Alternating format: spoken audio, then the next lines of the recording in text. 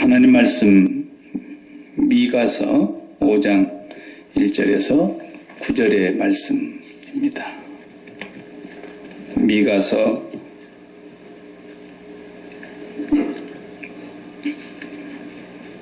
5장 1절로 9절에 있는 말씀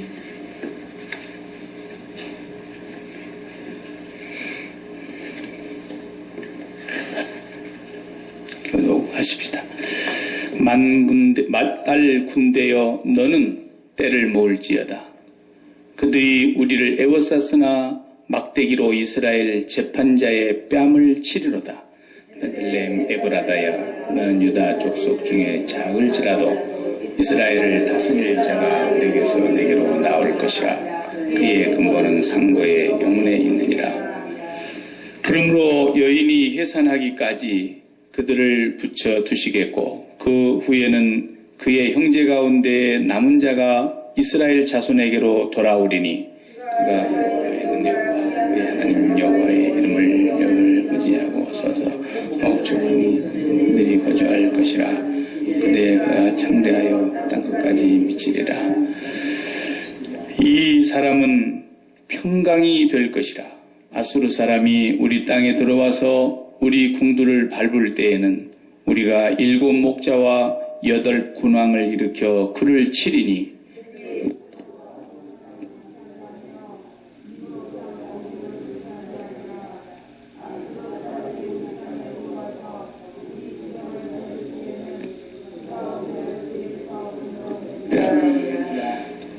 야곱의 남은 자는 많은 백성 가운데 있으리니 그들은 여호와께로부터 내리는 이슬 같고 풀 위에 내리는 단비 같아서 사람을 기다리지 아니하며 인생을 기다리지 아니할 것이며 야곱의 남은 자는 여러 나라 가운데 있으리니 그들이 풀의 짐승들 중에 사자 같고 양떼 중에 전사자 같아서 만일 그가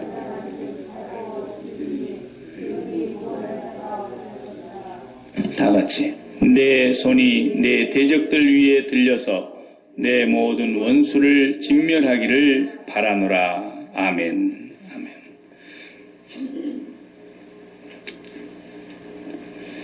오늘 함께 읽은 5장의 말씀 중심에서 메시아 신앙인의 삶이라는 제목으로 5장 말씀 상고하겠습니다. 오늘 미가서 5장은 유명한 장으로 알려져 있죠.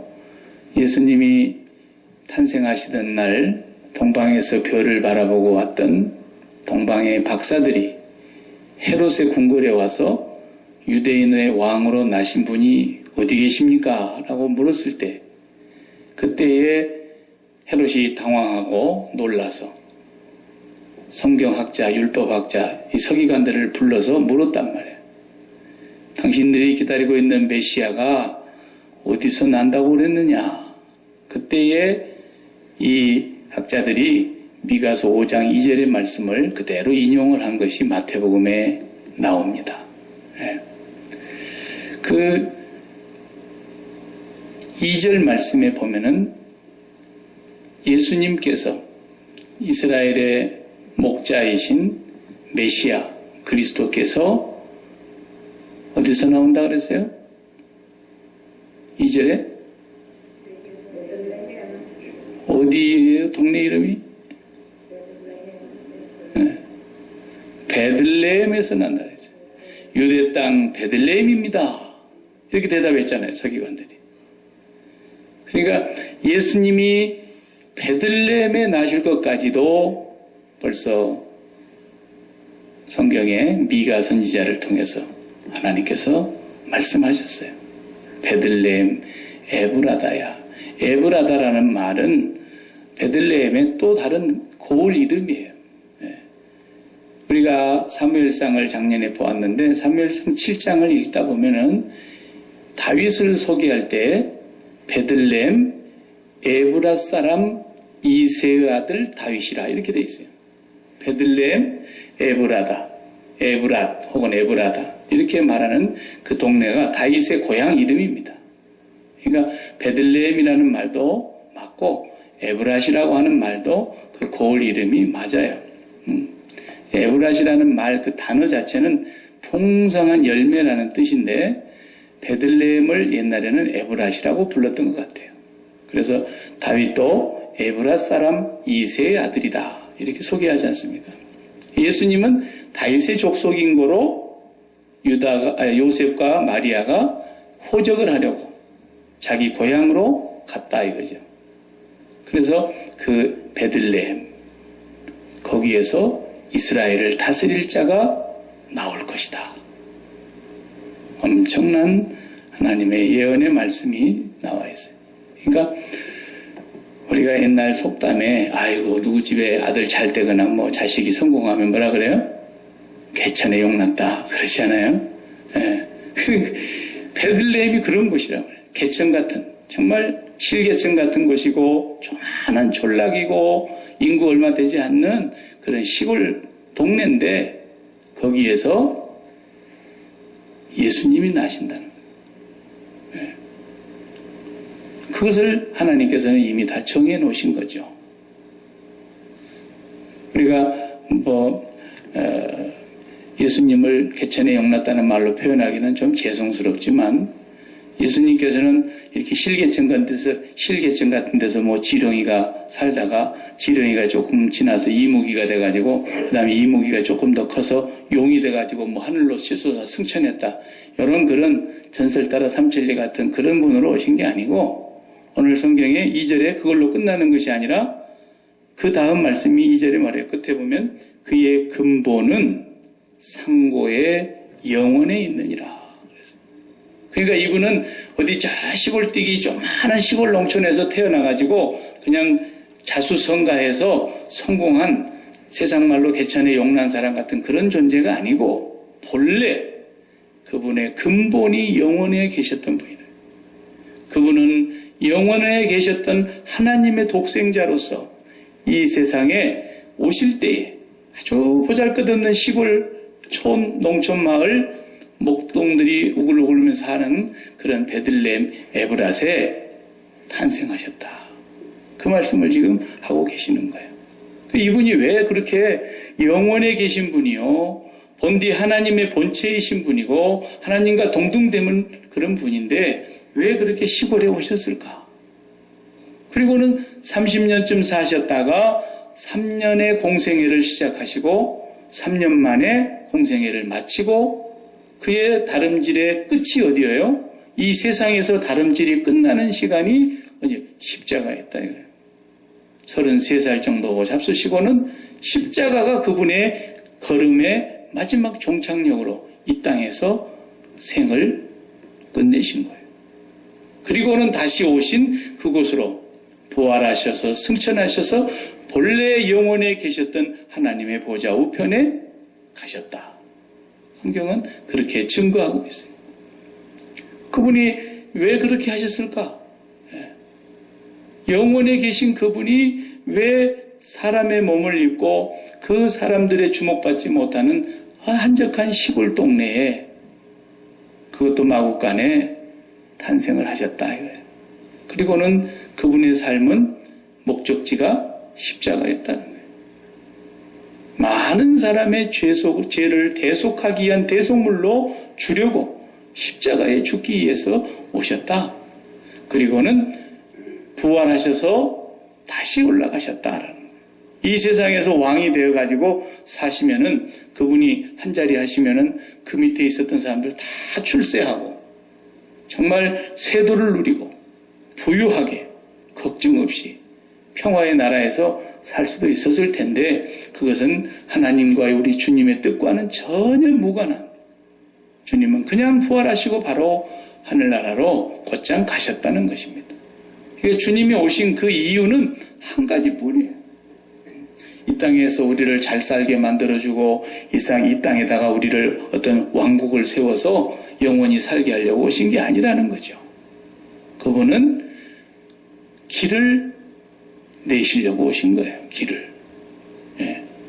사람이 이동을 하려면 길이 있어야 되는 겁니다. 비행기도 아무데나 날아가는 게 아니라 비행기도 전부 통제하에 정한 항로로만 운항을 해야 됩니다. 또 배도 막 넓은 바다라고 해서 마구잡이로 가는 게 아니고 배도 항상 사람을 실어 나르든 화물을 실어 나르든 항로가 있는 겁니다. 우리 자동차도 아무 데나 가는 게 아니라 도로 나 있는 대로만 우리가 가는 거 아니겠습니까? 이동하는 데는 반드시 그 이동하는 길이 필요한 거예요. 길이. 예. 보이지 않는 전파가 이동하는 것도 중파가 있고 고주파가 있고 이렇게 해서 라디오 방송이 산에 가로막혀도 이렇게 들릴 수 있도록 중파로 쏘가지고 이렇게 해서 라디오 방송을 우리가 듣는데 그것도 사이클이 다 맞아야 되는 거예요. 길이 있어요. 사람도 이 땅에 오는 길이 있고 이 땅에서 영원으로 가는 길이 있어요. 그 길로만 가야 되는 거예요. 그 길을 내시기 위해서 예수님 오신 겁니다. 그러니까 그분이 영원에서 이 땅에 시골로 오셨다가 그분이 이 땅에서 다름질을 십자가로 끝내시고 다시 오신 곳으로 되돌아가신 그 과정은 오늘 우리에게 그의 백성들에게 길을 내시려고 오셔서 당신이 하신 말씀이 말했어요. 내가 길이다. 그런 거예요. 내가 곧 길이다. 예수님을 따라가는 그 길만 우리가 이 땅의 삶을 마치고 영원으로 잇대어져 가는 길이 되는 겁니다. 그러니까 예수님 따라서 가지 않으면 절대로 길 잃어버리는 거예요. 없어요, 길이. 다른 길은 없어요. 아멘. 천국에 들어가는 길은 예수님 뿐이지요. 유치원 때 우리가 얼마나 많이 불렀던 건데 예수님은 길이에요. 그것 때문에 오신 거예요. 그런데 오늘날 우리 기독교인들도 오해하기 쉽고 또 많은 사람이 실제로 사는 거 보면 오해하고 있는 게 뭐냐면 그냥 예수님은 죄사함을 받기 우리의 죄사함을 위해서 십자가에 죽으셨고 그리고는 거기서 끝나버리는 거예요. 그리고는 사람들이 전부 다 예수님 가는 길로 안 가고 어디로 갑니까? 예수님이 전혀 관심을 두지 않았던 곳으로 계속 관심을 갖고 갑니다. 그 길이 돈 버는 길로 가고 돈은 다 벌지만은 돈에다가 마음을 붙이고 한단 말이에요. 돈을 가지고 내가 힘을 좀 써보려고 돈을 가지고 조금 안심을 해보려고 돈을 가지고 조금 내가 기쁘게 살아보려고 돈을 가지고 내가 좀 행복을 나름대로 찾아보려고 전부 그 길로 가는 거예요. 예수님은 그냥 십자가 얘기하면 내 죄사함 받았어. 그리고는 가는 길은 예수님하고 전혀 안 맞는 길로 가는 거예요. 이런 사람들은 예수 믿는 사람은 아닙니다. 그냥 나름대로 마음의 평화를 위해서 종교를 하나 가졌는데 기독교가 좋은 것 같아서 그냥 기독교를 택한 거죠. 그러나 진짜로 오늘 본문의 이제 5장에서 보면은요, 하나님의 백성들은 그 뿌리가 어디에 있느냐? 예수님과 같아요. 저 위에서 왔어요. 하나님께로부터 우리가 이 땅에 보냄을 받은 자들이고 거기에다가 우리가 의지하고 거기에다 마음을 두고 살아가는 사람들의 삶은 확연히 다릅니다. 메시아를 신앙하는 사람들의 삶은 분명히 구분이 되는 거예요. 이 세상에서 막 행복해 보려고 몸부림을 치는 사람들, 그것이 예수님으로 행복한 것이 아니면 아직은 예수 믿는 건 아닙니다. 아직은 예수. 그래서 청함을 받은 자는 많이 있지만 택함을 받은 자는 아주 적다 그랬어요. 그리고 사람들이 다 길을 가는 것 같지만 수많은 사람들이 넓은 길로 가고 있고 좁은 길은 찾는 이가 적다 그랬어요. 확실히 주님 가신 길을 그대로 따라가는 사람들은 적어요. 오늘 본문에 우리가 전체를 다 하나씩 다 세세하게 못 볼지라도 메시아 신앙을 가진 사람들의 삶이 어떤 삶인가를 분명하게 보여주고 있습니다. 자, 메시아 신앙인들 어디에 있는가 한번 7절, 8절을 먼저 보겠습니다. 7절, 8절 다 같이. 야곱의 남은 자는 많은 백성 가운데 있으리니, 야곱의 남은 자가 바로 선택받은 사람들이고 메시아를 기다리는 사람들입니다. 메시아를 신앙하는 사람들입니다. 이 사람들 어디에 있느냐고? 많은 백성 가운데 숨겨져 있어요, 지금. 많은 백성들 가운데. 그 다음에 또 8절을 보십시오. 야곱의 남은 자는 여러 나라 가운데와 많은 백성 가운데 있으리니 그랬어요. 보십시오. 하나님의 선택을 받아서 메시아를 기다리며 신앙하는 사람들은 온 열방의 여러 나라 가운데 흩어져서 수많은 백성들 가운데 있습니다. 그 속에서 하나님이 지금 추수를 하시는 거예요. 알곡과 가라지를 구분하시면서. 선교사님들이 나가서 복음을 전할 때 뭘 전합니까? 예수 믿으면 잘 삽니다. 예수 믿으면 나라가 부강해집니다. 그런 선교사들은 빨리 돌아와야 됩니다. 그게 아니라 예수 믿고 어떻게 하는 겁니까? 예수님과 함께 십자가에서 나도 죽었고 이제는 예수님의 길을 따라서 내가 아버지의 나라를 향해서 가는 사람이라는 것. 그래서 이 세상에 우리의 기쁨이나 행복의 이유가 있는 것이 아니고 이 세상을 의지하는 존재들이 아니라 오직 위로부터 내리는 하나님의 은혜와 하나님만을 신뢰하면서 살아가는 사람들. 이 복음을 선교사님들이 가서 막 전했더니 그 수많은 열방에 흩어져 있는 그 백성들 가운데 하나님의 백성, 야곱의 남은 자들이 있더라는 거예요. 그 말을 듣고 돌아오는 자들이 있더라는 거예요. 다 돌아오면 얼마나 좋겠습니까? 그런데 그렇지 않아요. 십자가의 복음을 전해보면 그 말을 아멘 하고 돌아오는 사람들이 정해져 있어요. 하나님이 그들을 추수하고 계시는 거예요. 그러니까 오늘날 예수를 믿는데 다 죄사함에다가만 포인트를 맞추지 예수님과 함께 가는 길을 따라가려고 하는 사람들은 찾아보기가 매우 어렵습니다. 네.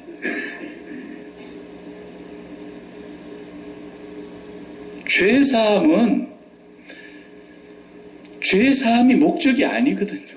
그죠? 죄사함이 목적이 아닙니다. 그건 하나의 과정이에요, 과정. 하나님은 거룩하셔서 죄인과 함께 거하실 수가 없어요. 그래서 거룩하신 하나님 앞에 죄인이 설 자가 없기 때문에 그 죄인을 하나님 앞으로 데려가려면 일단 목욕을 시켜야 되는 거예요. 걔가 그냥 개발을 해가지고 그냥 온 세상을 뛰어돌아다니지 마. 여기 지가 싼 개똥도 밟고 그냥 사방에서 더러운 걸 묻혀갖고 그대로 자기 집으로 뛰어들어가가지고 침대에 올라가는 개는 없단 말이죠. 주인이 그걸 허락합니까? 깨끗이 털고 씻고 닦고 어느 정도 그래도 해가지고 방으로 들이죠.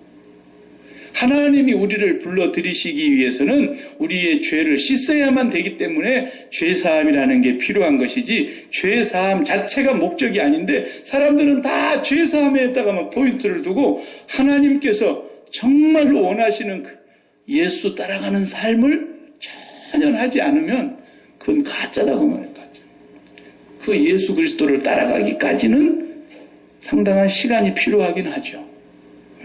처음에는 그걸 몰랐다가 예수 따라가면 수지 맞는 줄 알았다가 그러니까 세상에서 행복을 찾고 세상에서 기쁨을 찾고 세상에서 안심하고 평강을 누리고 살려고 예수를 찾는 사람들은 제발 교회 나오지 말아야 돼요. 교회 오지를 말아야 돼요. 끝까지 그걸 그렇게 붙들고 늘어지려면 교회에 제발 오지 말아요. 세상에 가서 평강을 찾고 세상에 가서 기쁨을 찾고 세상에 가서 나름대로 든든한 백을 의지하고 살란 말이에요. 뭐 하려고 교회 와가지고 그걸 그렇게 구하고 난리를 치냐 이거죠. 그런 건 없다는 거예요, 성경에. 내가 너희에게 평안을 끼치노니 곧 나의 평안을 너희에게 주노라. 내 평안은 뭐라 했어요? 세상이 주는 것과 같이 아니하니 그랬잖아요. 어디서 세상에서 평안을 찾으려고 그래요? 세상에서 평안을 찾으려는 사람들은 교회 오면은 안 되게 돼 있어요.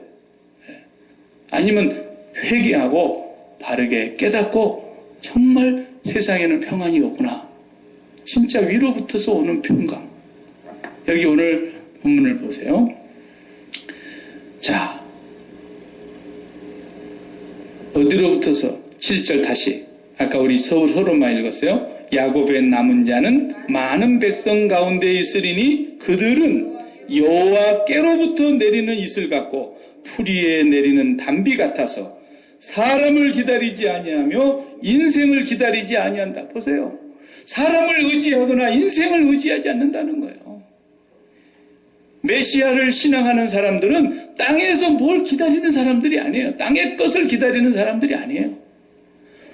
여호와께로부터 내리는 이슬 같고 단비 같아서 위로부터서 내려오는 하나님의 은혜와 하나님만을 의지하고 하나님께로부터 오는 것을 얻고 살아가는 사람들이라는데, 그것을 가져오는 분이 5절에 보면 이 사람은 평강이 될 것이라 그랬어요. 메시아는 평강의 왕이라는 거예요.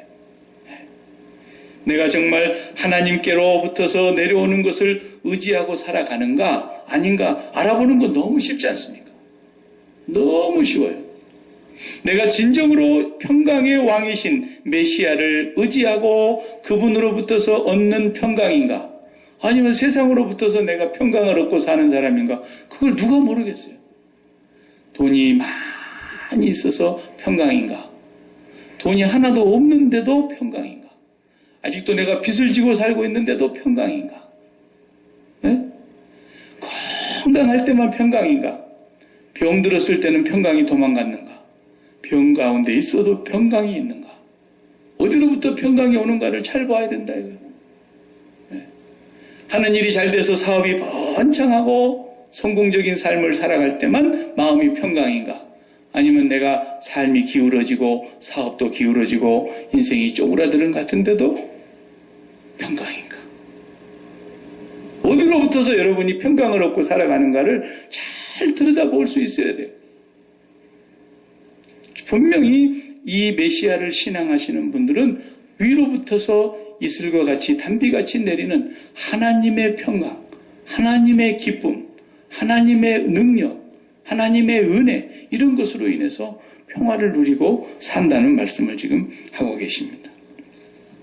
그래서 우리가 메시아 신앙을 갖는다는 것은 이 세상에다가 뭔 기반을 두고서 마음을 안심하면서 살아가려고 애를 쓰는 사람들이 아닙니다. 자, 지난주에도 제가 말씀드렸죠. 사람들이 사망의 권세를 잡은 자 마귀를 두려워하는데, 그 사망의 권세를 가진 자 마귀를 없애려고, 마귀를 멸하시려고 주님이 죽음을 통해서 죽음을 깨뜨리셨다 그랬어요. 그러니까 우리가 하늘에 속한 사람이요 예수 그리스도를 따르는 사람이라고 하는 것은 그냥 단순히 십자가의 보혈로 죄사함, 이게 아니고 예수 그리스도께서 이 땅에 영원부터 계셨던 영원의 세계에서 베들레헴 그 촌구석으로 오셨는데, 그 촌구석으로 오신 분이 이 땅에서의 삶은 목적이 뭐예요? 십자가에 죽는 것이 당신의 사명이었고, 부활하셔서 바로 승천하셨다고 하는 것은 오늘 우리가 이제는 이 세상에 살면서 죽는 것을 두려워한다거나, 이 세상에서 죽음이 앗아가는 것들, 그런 것을 잃어버린 것이라고 생각하지 않는 사람들이라는 거예요. 저도 지금 이제 죽음이 만약에 저를 오늘 딱 불러간다 그러면 제가 뭘 잃어버리는 거예요? 아내를 잃어버리는 거죠. 그죠? 아무리 붙들고 죽지 마. 그래도 죽어버리면 나는 아내를 잃어버리는 거예요. 그리고 나로부터서 나왔던 혈육 가운데 자식 셋을 잃어버리는 거예요. 그리고 오늘부터서 내가 딱 죽는 순간 소망교회 목사됨을 잃어버리는 거예요.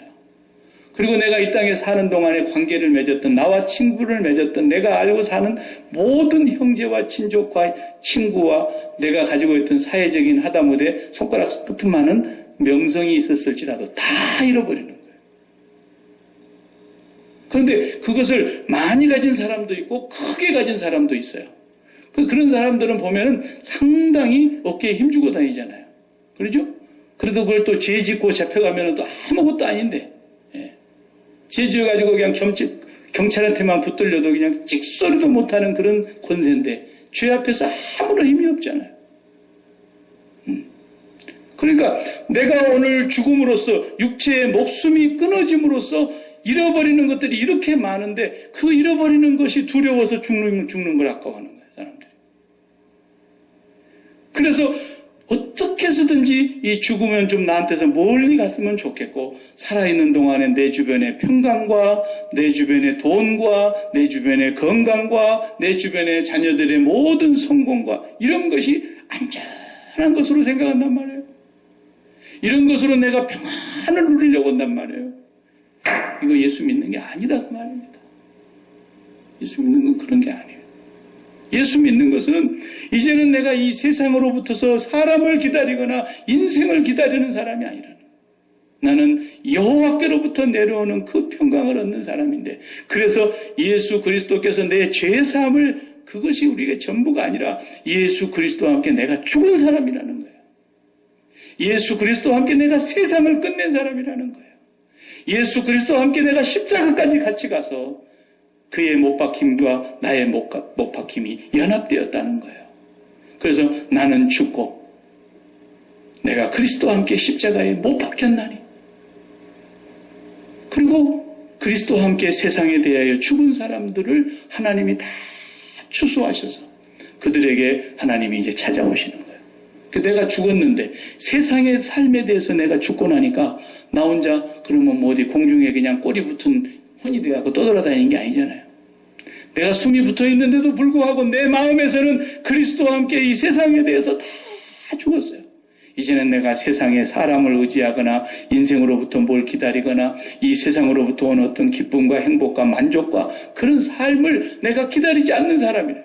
그리스도와 함께 죽고 났더니 이제는 그리스도가 나를 찾아오시는 거예요. 이제는 그리스도의 영이 나에게 와서 거하시는 거예요. 그것이 바로 나는 죽고 내 안에 그리스도께서 사나니, 내가 그리스도와 함께 십자가에 못 박혔더니 그리스도께서 내 안에 와서 사시더라는 거예요. 그리스도와 함께 사는 거예요. 이제는 그것이 그리스도 안으로 들어간 삶이라고 바울은 성경에서 그리스도 예수 안에서, 그리스도 안에서라는 말을 계속 쓰죠.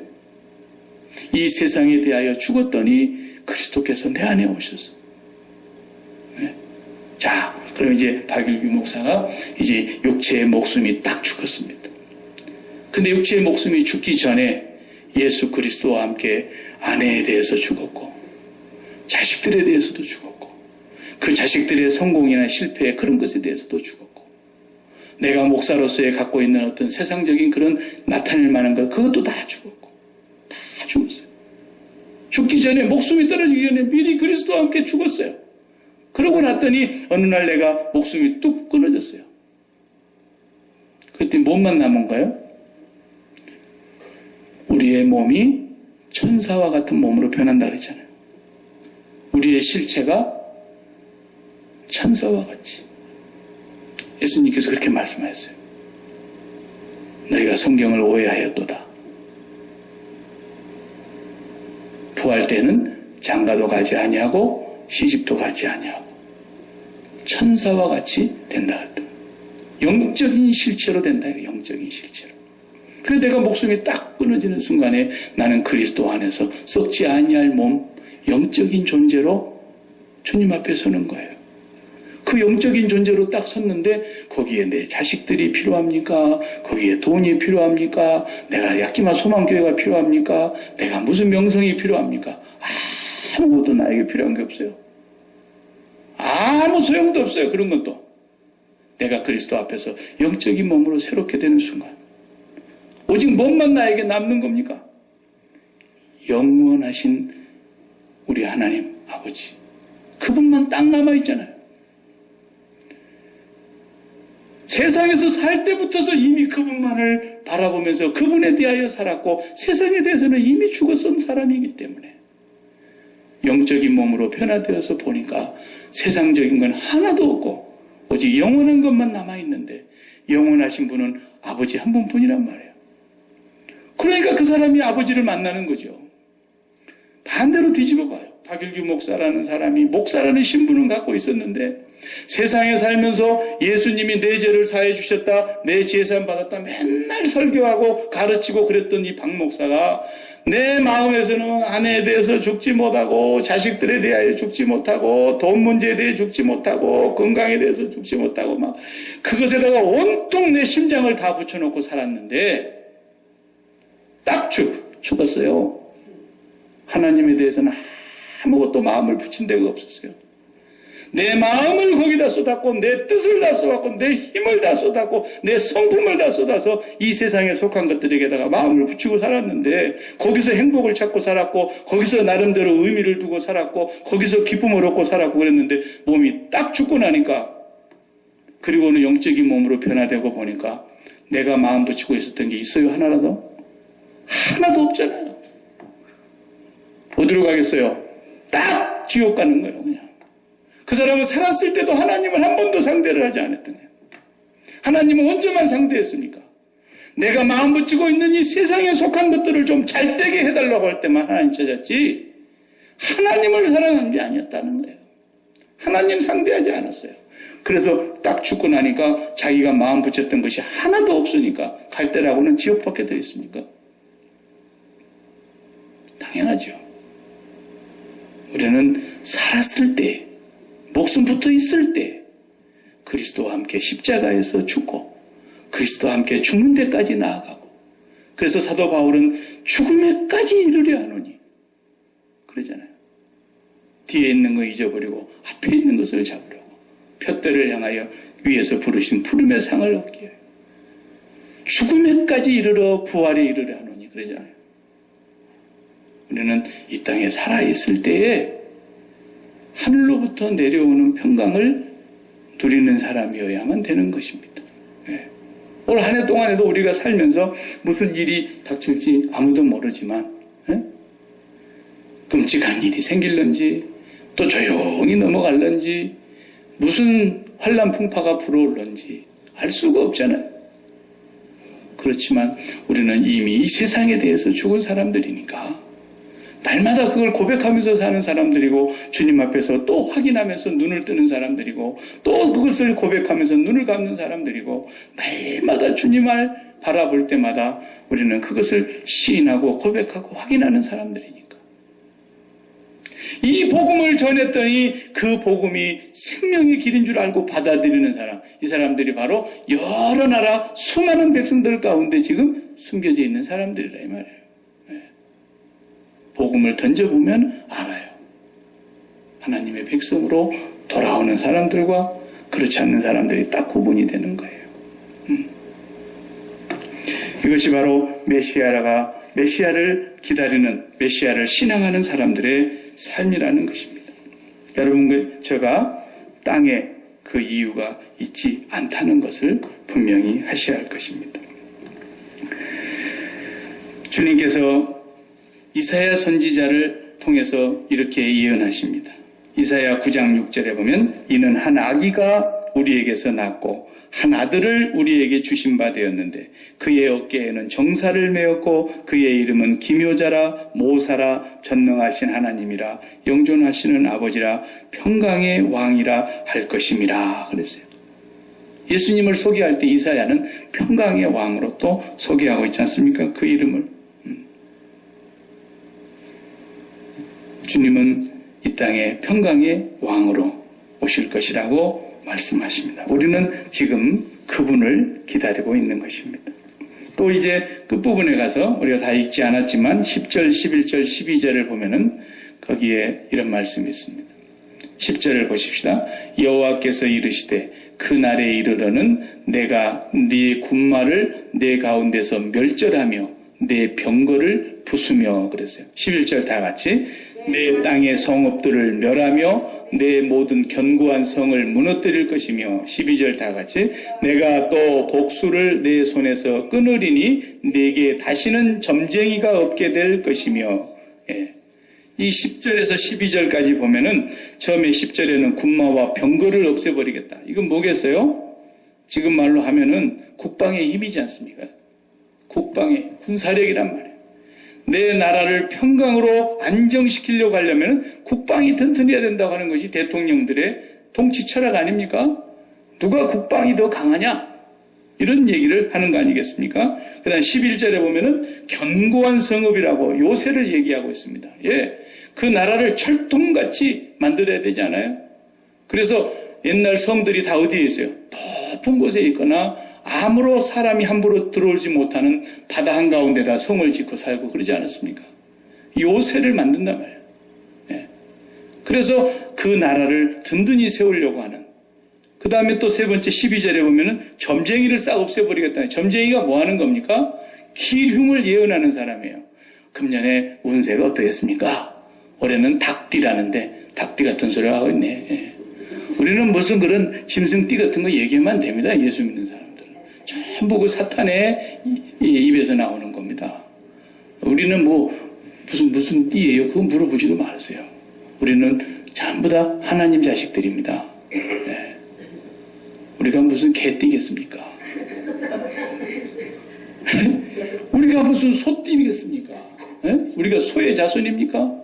전부 그 동양의 그 우상 섬기는 사람들의 사주팔자 관상 보는 사람들의 그런 것에서 나온 거 아닙니까? 주역에서. 그래가지고 맨 하늘의 별자리 보고 사람 운세나 찍고 그러면서 신문에도 맨날 오늘의 운세 그래가지고 나와가지고 쓸데없는 소리만 또 좋은 소리만 써놨어요. 그냥 기분 좋아라고. 동쪽으로는 가지 마라 뭐 이딴 소리라고. 다 쓸데없는 겁니다. 우리가 무슨 그런 띠로 갖고 사는 게 아니지 않습니까? 점쟁이들은 전부 다 왜 물어봅니까? 불안하니까. 올 한 해도 좀 내한테서는 흉한 일은 없고 길한 일만 있었으면 좋겠다. 그래서 그냥 봄만 되면 입춘 대길 막 그러고 전부 점쟁이 찾아가가지고 부적 사다 놓고 바람병마다 붙여놓고 베개집 속에다 집어넣고 속에다 품고 다니고 막 난리를 치는 거예요. 왜? 불안하니까. 그래서 점쟁이한테 가서 물어보고 편안한 삶을 찾으려고 하는 이런 모든 삶. 자, 국방을 튼튼히 하고 나라를 요새 위에 든든하게 세우고 그리고 나라의 미래가 안정된 삶, 길한 삶을 살려고 하는 이것이 다 뭐겠어요? 다 땅에 속한 삶이고 하나님과 상관이 없는 삶이라는 거죠. 이것을 메시아가 오면은 심판하시겠다는 겁니다. 지금 싹 심판하신다는 거예요. 그래서 계시록 마지막 우리가 작년에 보았지만은 계시록 20장에 가서 보면은 뭐가 무너집니까? 그 바벨론 성이 완전히 무너지면서 이 세상에다가 튼튼하게 자기의 궁궐을 쌓으려고 했던 이 세상에다가 자기의 그런 바벨탑을 쌓으려고 했던 그런 바벨론 성이 그대로 다 무너지는 그 예수 그리스도께서 오실 때에 그 심판이 있을 것을 지금 말씀하시는 거예요. 우리는 항상 예수 믿는 사람은 앞당겨 죽은 사람입니다. 축원합니다. 축복합니다. 축하드립니다. 여러분은 세상에 대해서 다 죽은 사람들입니다. 그러니까 세상에서 무슨 낙을 찾자고 그러지 말라고요. 그러면 이제 예수 믿는 사람은 다 얼굴 내천자를 쓰고 인상을 이렇게 쓰고 이 괴로운 세상 이러고 살아야 된다. 그런 얘기가 아니에요.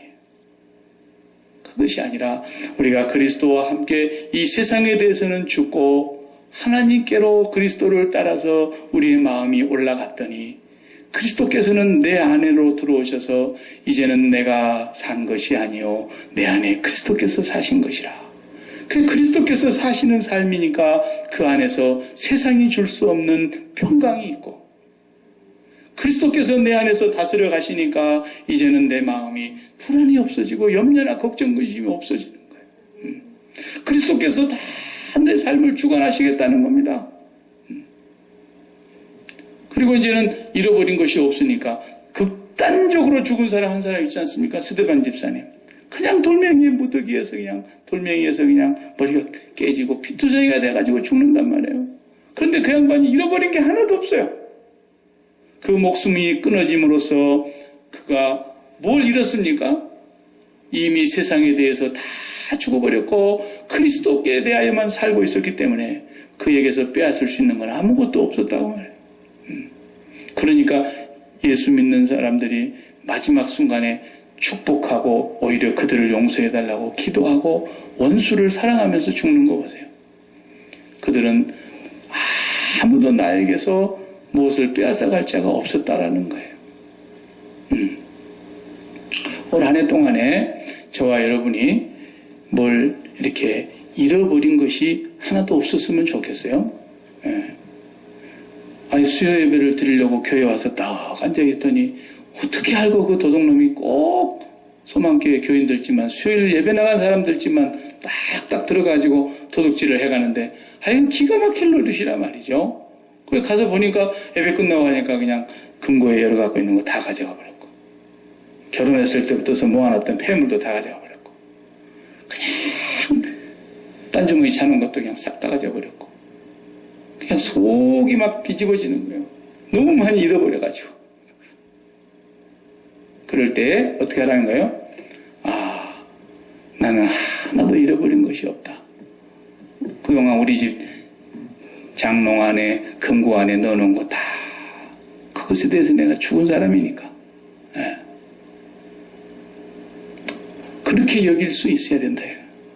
하나님이 필요가 없으니까 오죽하면 내 예배 드릴 때, 내 예배 안 드리고 집에 들어놓았을 때 강도 들어오면 나도 죽는데 아무도 없이 나도 다 빼내놓고 우리 집에 있는 걸 싹 가져가도록 주님께서 문을 열어주셨을까.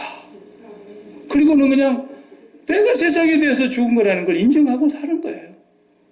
그걸 하나님이 필요한데, 내게 꼭 필요한데, 그것이 없으면 안 되는데 그랬더라면 하나님께서 강도가 나가다가 문 앞에서 넘어져갖고 다리가 부러지게 했겠죠.